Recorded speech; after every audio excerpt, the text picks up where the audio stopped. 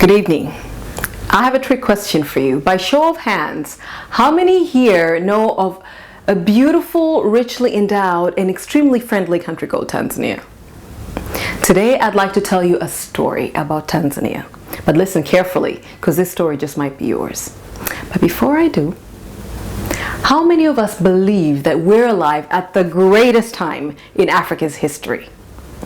You know, sometimes I feel like I can almost touch the excitement and tension that is Africa's Renaissance. Like I can almost see the sleeping giant wake. Like I can almost smell the success and prosperity that is a reward to all that diligently seek it. And as the second scramble for Africa plays itself out in our economies, many in Africa say there is no way we're going to let this opportunity pass us by. Not again. This is our time. We too will partake of the pie that is Africa's economic rise. And so we should. Watch this slide with me and you'll see why.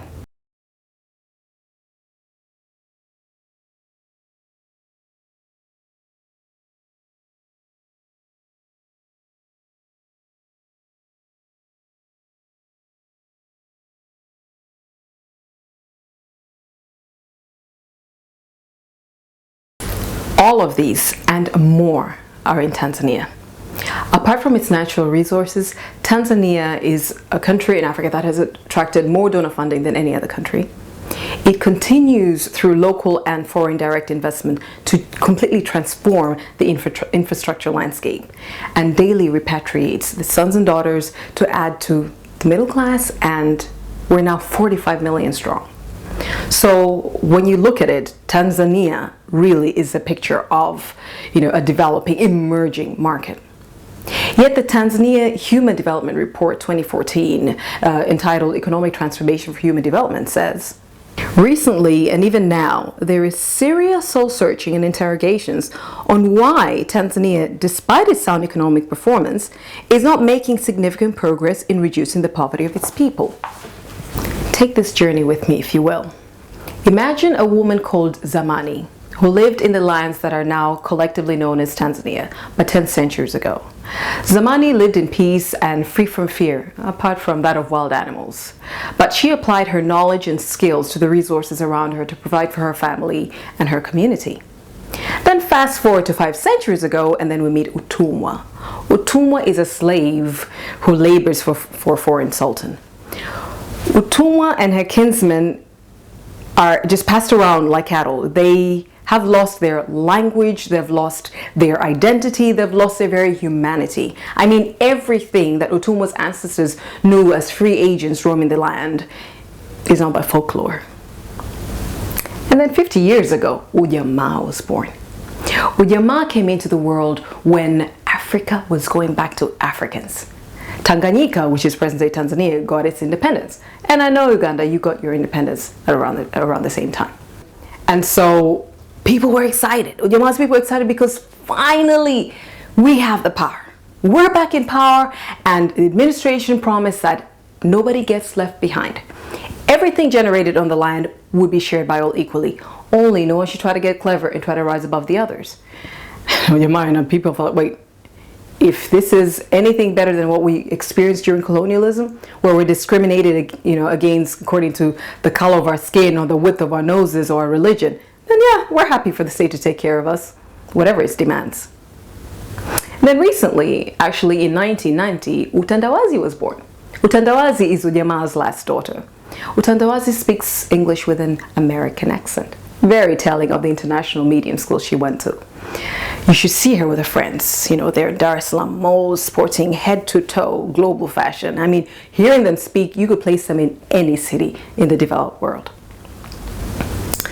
Utandawazi came into the picture at a time when Tanzania is globalized. Tanzania can answer whatever dream you have as long as you can get ahead in the uber competitive global market locally. Before, we used to keep to ourselves and say, well, we're not going out there, and so we'll run our economy and our culture as we will. But right now we appreciate that outside is coming in. Now, despite all her certificates and all her qualifications, Utandawazi still doesn't have a job. As a matter of fact, of all her friends, the only one who seems to be doing well is Ujasiriamali. because after university, she started a textile business and now exports Tanzanian batik all around the world. Modesta Mahiga is an incredible, but not the norm, African story. Why is it that so many of our young women, our young men don't make it? Because I know this is a story here in Uganda. This is the East African story. I know this is a story across the continent of the countries that I visited. I'm sure pretty representative of the others as well. So what is the issue? So if we agree with Tanzania's first president, Julius Kambarage Nyerere, that a country can only be developed by its nationals, then we see that no matter who else or what else is contributing towards Tanzania's or Uganda's economic development, real transformation for Ugandans, for Tanzanians, can only be done by the people themselves. But wait a second. When we think of Africa, majority of Africans are African, actually most are black Africans. And so, take my country for example, the people in efforts to develop Tanzania are Tanzanians. So why is there this disconnect? And the answer is that only developed people develop nations. Only developed people develop nations is a mindset. It speaks to the social psychology of a people. I mean, think about it. Recent history tells us we went from being akin to a chattel during slavery.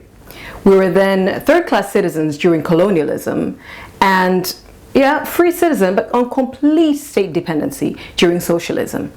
Never in this history do you see an ordinary person, an ordinary Tanzanian, determining their socioeconomic progress. Never really seeing them being masters of their own destiny. So how then, with this as a backdrop, do we expect our young women, our young men to suddenly emerge as confident, professional, and responsible global players? How are they supposed to be what they have never seen or heard anybody of their kind do? This is why, and not to get in anyone's face or anything, this is why when we're talking about women can and women empowerment, our girls should stay where they are. They are still marginalized, because it is not enough to say that women can. It is important to see women do. And so it is time, and I invite you to do this. Please reach one. Teach them. Show them. Think, speak, and do into their lives, into our young women, into our young men, what it is that we want to see in the future for them. Now, I am out to rewrite Africa's history, and I want to start with Tanzania. Please take my invitation. Do the same in Uganda. Let's do the same in the East African community. Let's one day spread out to the African Union.